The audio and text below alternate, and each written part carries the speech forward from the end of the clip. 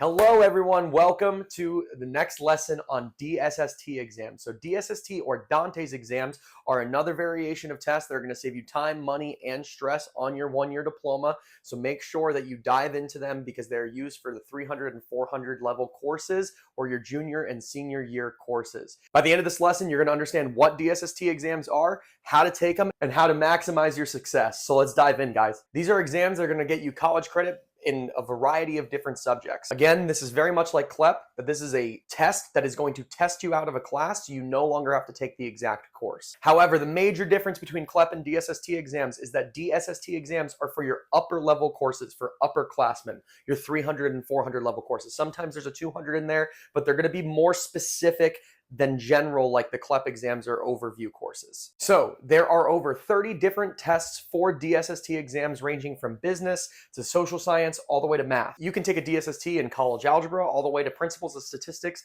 and they even have rise and fall of the Soviet Union. And the best part is that each DSST exam is going to save you well over $1,000 in tuition. It's again very much priced like a CLEP exam. You're going to be spending about $100 per test. And again, that's why this makes this a powerful tool in getting your one-year diploma, guys. So let's talk about the benefits of a DSST exam. Obviously, you're saving money. You're saving $3,300 on average per exam that you pass. If you fail multiple times, you're still saving money. So also you're going to save a ton of time. Instead of spending 16 weeks in a classroom, you're going to be spending maybe 2 to 3 weeks studying for this exam, but make sure you hone in specifically. Do one at a time. Also, you're going to get a lot of flexibility. You choose the subjects that you want to study. This is what I advocate for everybody. If you don't need a course and it's just an elective filler or something that you need to get done, go get it done and just do the things that you like to do. Learn the things that you like to learn. Don't waste your time studying courses that you think would be beneficial if they're not actually something that you're interested in. So here is how DSST exams are structured. They are computer-based multiple choice exams that take on average about 90 minutes to complete. They give you 4 options when it comes to multiple choice, so A, B, C, D. And they have subjects ranging from business to humanities to the social sciences to finances. They got a lot of variety in there. So the scoring is a little bit confusing to a lot of people. So how the scoring works is you're on a scale from 200 all the way to 500. Now, passing is 400. Better way to go about this is if you look at a practice exam, you want to score about an 80%. 80% is about passing. So it is pass fail. It doesn't matter if you have a 95 or an 81.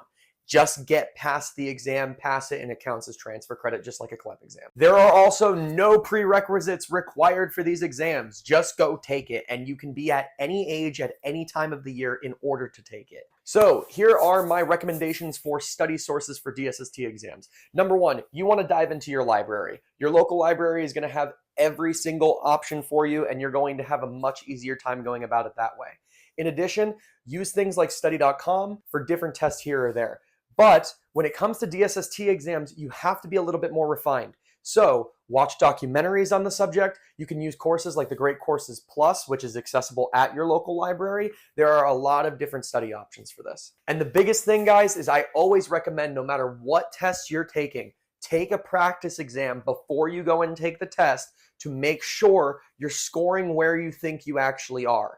If you're just super confident, like I can do this and I can do whatever, fine, go for it, give it a shot. But if you fail, don't come crying to me, okay? Make sure you guys hone in on what's going to work best for you. So I always do this when it comes to prioritization.